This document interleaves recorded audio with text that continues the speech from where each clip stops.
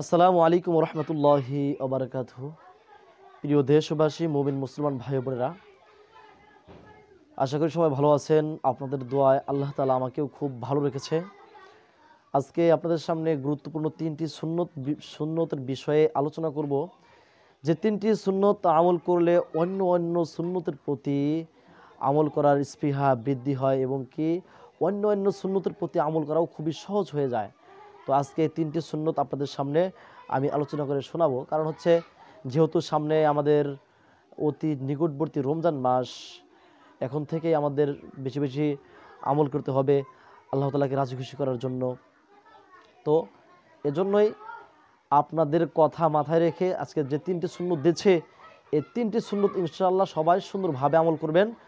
আর এই সুন্নতটি বলার আগে যে কথা না বললেই নয়, আপনারা অবশ্যই আমাদের এই ছোট্ট চ্যানেলটিকে সাবস্ক্রাইব করে রাখবেন আরও সুন্দর সুন্দর ভিডিও পেতে সর্বপ্রথম। তো প্রিয় দর্শক, এখন আপনাদেরকে জানিয়ে দিচ্ছি যে প্রথম যে সুন্নতটি, এই সুন্নতটি হচ্ছে সহিহ শুদ্ধভাবে সালাম দেওয়া, অর্থাৎ সুন্দরভাবে শুদ্ধভাবে সালাম দেওয়া। আমরা অনেকে সালাম দিই আসসালামু আলাইকুম, আসলে আসসালামু আলাইকুম কোনো শুদ্ধ সালাম নয়।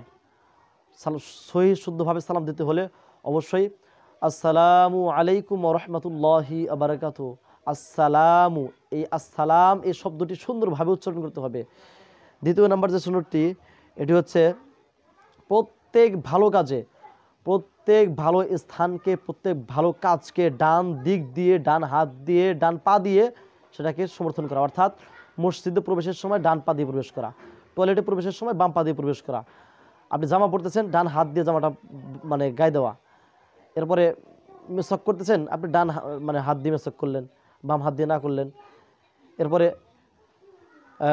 কোনো মলমূত্র বা কোনো কিছু পরিষ্কার করতেছেন যেগুলো নাপাক, সেগুলো আপনি বাম হাত দিয়ে করলেন। বা প্রত্যেক ভালো স্থানকে ডান দিক দিয়ে প্রাধান্য দেওয়া, এটাই হচ্ছে 2 নম্বর সুন্নত।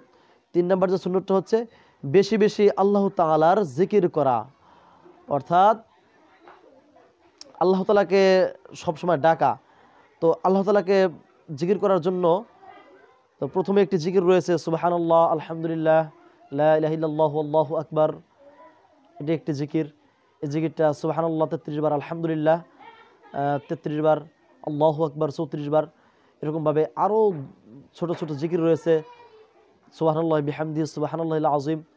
এই ছোট ছোট জিকিরগুলোর অনেক গুরুত্বপূর্ণ ফজিলত রয়েছে, আপনারা এই ফজিলতগুলো দেখে নেবেন।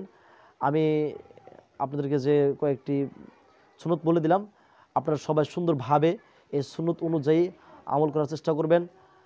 আর সবাই আমাদের এই ছোট্ট চ্যানেলটির সাথেই থাকবেন। আজকের মতো এখানে বিদায় নিচ্ছি, দেখা হবে পরবর্তী ভিডিওতে।